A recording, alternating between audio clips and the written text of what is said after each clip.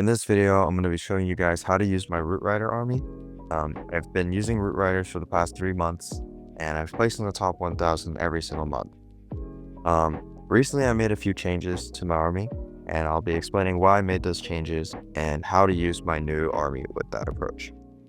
First thing is I'm using the new giant equipment on my queen, and this just makes her a complete powerhouse. And I'm also using the rocket spear on my RC instead of the hog puppet. This is a little bit less safe, but it makes it really easy for her to snipe those isolated town hall bases. And then I'm also using the new troop thrower with 3 balloons and 2 minions. And what that allows me to do is just keep my healers alive no matter what. Okay, so let's get into the first attack.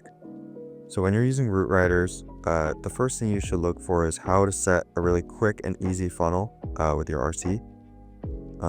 With this army, we're using 5 invises instead of the typical 4, and this just gives you a lot more flexibility and makes it so it's a lot less likely that you mess up on your initial RC charge. So I'm charging from the top side here because typically people try and bait the right and left or the bottom side, but they kind of avoid trapping the top side. And that's because most people are right-handed and they also attack from the bottom. And my intuition is pretty correct because there are no traps here.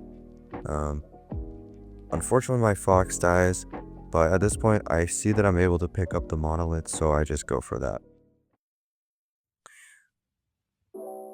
Yeah, so once I get the monolith and set the funnel on that side, I just recall my RC.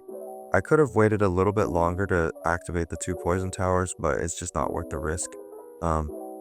When you're using the rocket spear instead of the hog puppet, you don't have that safety of the 1-second invisibility. So if she, dips below the HP, then she'll just die instead of giving you that 1 second of invisibility. And I use my warden ability pretty early here just to keep those 2 balloons alive, and also because my roots are in like a decently high damage area, and that way it's just guaranteeing that my healers will stay alive no matter what. And this new troop launcher is just so powerful because it just continuously throws infinite giants into the middle of the base, which help tank for your roots. And also it pretty much makes it so it's impossible for the healers to die, at least early on in the attack, just because there's always black and red mine tests pretty much.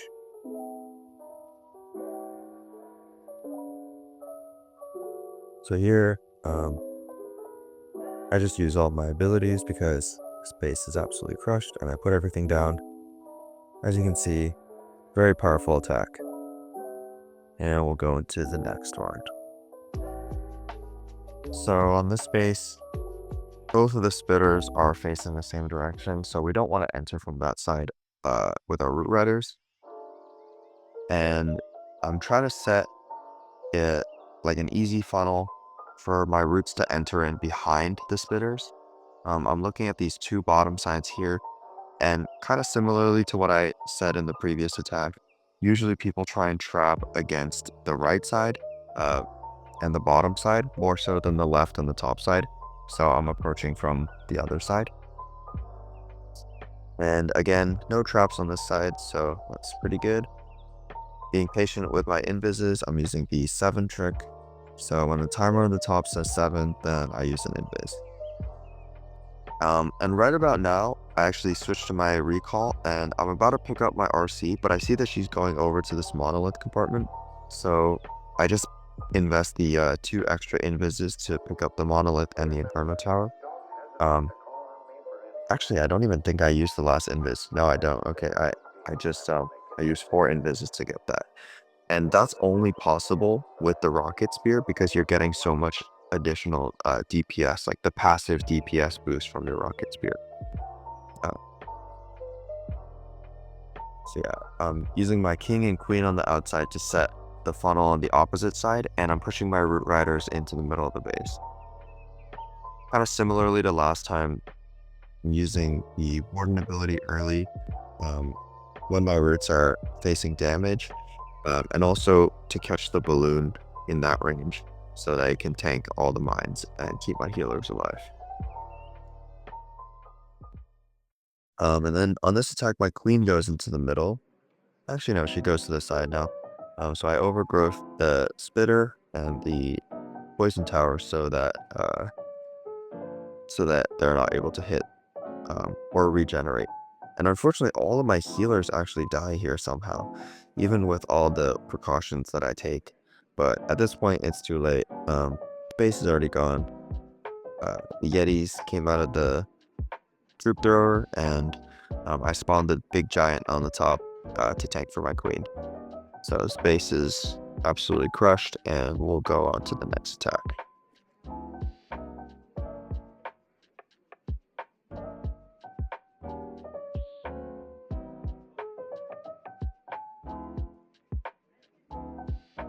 This base, I mean, there's a very clear separation between the top and the bottom side. Initially, I'm trying to charge from this top right side, but again, I'm thinking about where the traps might be. And I also noticed that on the top side, there isn't that one wizard tower connecting the top to the bottom. So I start on the mortar here, and on 7, I place an invis. On 3, the fox should activate. 7 again. And I'm just being patient with my invises, trying to get as much value as I can here. And I'm placing the invises in a way that the RC will walk into them, more so than where they are currently.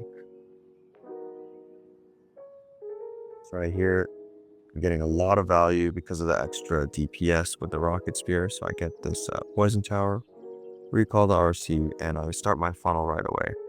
King and queen on the bottom. I wall break my king into that compartment, and I start my root riders.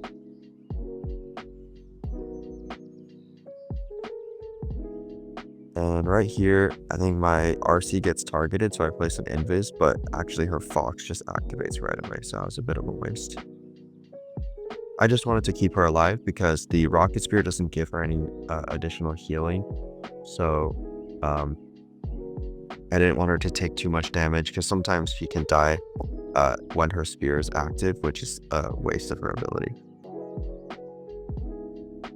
At this point, there's not even much left on the base. I overgrowth that last compartment, and I start with the cleanup with my super barbs at the top. Also, I put some super barbs in the bottom for just to start with the cleanup as well. Actually, you'll see in a second when my army reaches the top that the tornado trap and giant bombs were in that top right compartment. So I think one of the biggest lessons to learn from today is which side to start your RC from. Because most of the time you only have around 4 to 5 invis spells, you have to be really careful with where you're starting your RC. So hope you enjoyed the video. Hope you learned a lot from this, and yeah, we'll catch you in the next video.